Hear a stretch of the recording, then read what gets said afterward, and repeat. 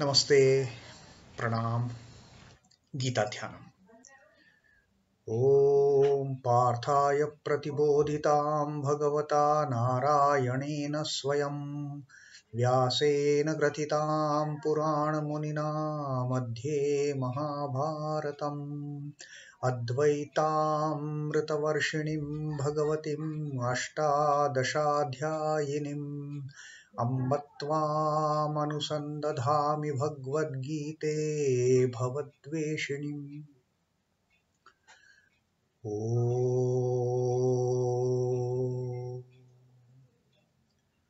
O Bhagavad Gita, with which Lord Narayana himself gave enlightenment to Partha, which was included in the Mahabharata by the ancient sage Vyasa. O showerer of the nectar-like knowledge of non-dualism, O goddess, contained in the 18 chapters, O my affectionate mother, I meditate upon thee, the destroyer of rebirth. And now Krishna Vandana. वसुदेवसुतं देवं कंसचाणूरमर्दनं देवकीं परमानन्दं कृष्णं वन्दे जगद्गुरुम्. O son of Vasudeva, the slayer of Kansa and Chanur, extreme delight of Mother Devaki, O Krishna, the supreme teacher of the universe, my salutations to you. And today we are going to read 31, part of Shlok 31 and Shlok 32. Although Swami Chidbhavanandaji has again split this Shloka as he has combined second portion of 31st Shlok and the first portion of 32nd Shlok, and he has separately given the last line of 32nd Shlok. So what we are going to do today is we are going to read all the three lines together. So with this we will complete 32nd verse of the Arjuna Vishada Yoga, the first adhyay of the Bhagavad Gita. The reading of the Shlok. Nacha shreyo nupashyami hatva swajanamahave. This is the 31st Shlok is getting completed, and now the 32nd Shlok where Arjuna is talking to Sri Krishna about his dilemma. Nakankshe vijayam Krishna nacha rajyam sukhani cha kim no rajyena govinda kim bhogair jivitena va. Now Arjuna he has started with that confused mind. Arjuna has started asking this question to Sri Krishna now. Arjuna says, Nacha shreyo, nacha shreyaha, nacha and not. Shreyaha, good. Anupashyami, I see. What I don't see to be good. Hatva swajanam ahave. Hatva is killing. Swajanam, my own people. Ahave, in the battle. Now Arjuna is saying, I see no good in killing my own people in this battle. Na kankshe vijayam Krishna. Oh Krishna, na kankshe. I don't seek, I don't desire, I don't aspire vijayam. I don't aspire victory. Nacha rajyam sukhanicha. And nacha, and also not rajyam sukhanicha. The pleasures of enjoying the kingdom. Kim no rajyena govinda. Kim what? Naha to us. Rajyena the kingdom. Govinda, O Krishna. Bhogair jivitena va. Bhogaihi means by pleasures. Jivitena va or life. Now the literal translation of these three lines come as, I do not foresee any good ensuing from killing my own people. Oh Krishna, I don't hanker, I don't aspire, I don't seek victory in this war, nor do I seek pleasures of the kingdom. Because Arjuna knew that the war is going to be won by Pandavas. He knew it from beginning. And so now he's telling Sri Krishna that I don't see any good in killing my own people. I don't seek victory. Although he knew victory was his. And now he says, I seek no victory. And I seek no pleasures of enjoying that kingdom. Kim no Rajye no Govinda. And he says further, of what avail to us is this kingdom or enjoyment or even life? Now see, deluded by that emotional conflict, by the illusion, by the delusion. Now Arjun is even asking question to Sri Krishna that what is of avail? Of what avail to us is this kingdom if we regain it back? Or the enjoyments, the pleasures of the kingdom, or even the pleasures of life? Because he knew they are certainly going to be victorious, but by killing our own people. So Swami Chidbhavanandaji has commented upon this portion of the 31st and 32nd shloka as indifference to the acquisition of worldly prosperity is an unfailing mark of ethical and spiritual progress. Now suddenly he has started behaving like indifferent.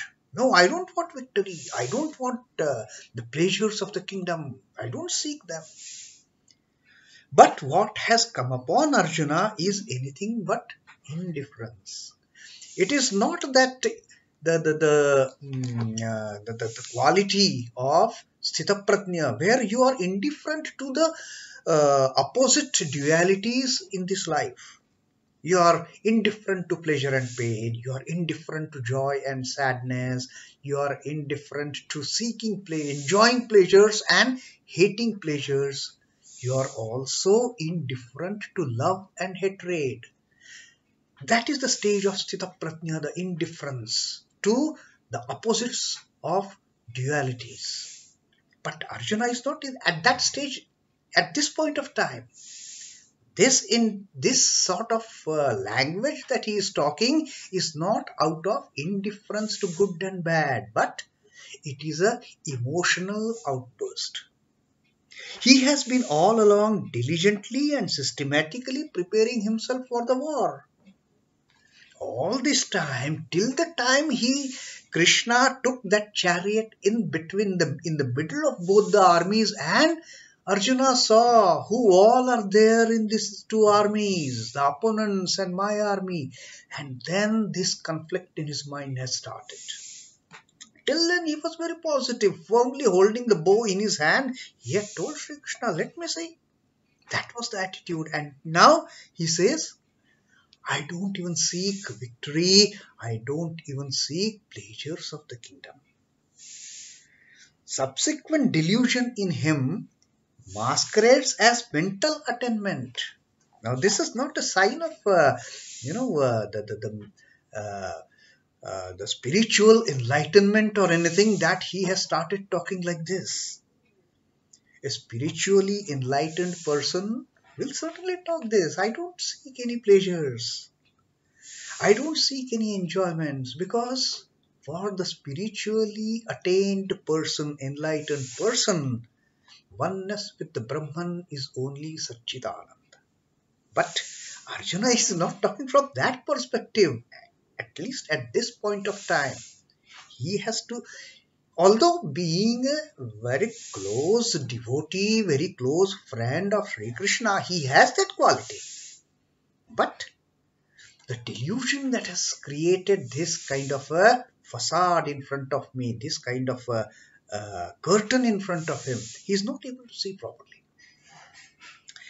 And then what his very perplexed state of mind betrays that mental condition, that mental attainment. And further, Swami Chidbhavanandaji says, the word Govinda in that second verse of 32nd chapter, Kim no rajyena Govinda, Kim bhoge jivitena va. Of what avail, of what good is this kingdom to us finally? Even if we win it, of what good are these enjoyments, and of what good will life also be even if we win this war by killing our own people? That is the question Arjuna has put to Govinda. And Swami Chidbhavanandaji says the word Govinda is very appropriate here. Go in Sanskrit means living being, and Vinda means the knower thereof, one who knows the real living being. The Lord of the living being is Govinda.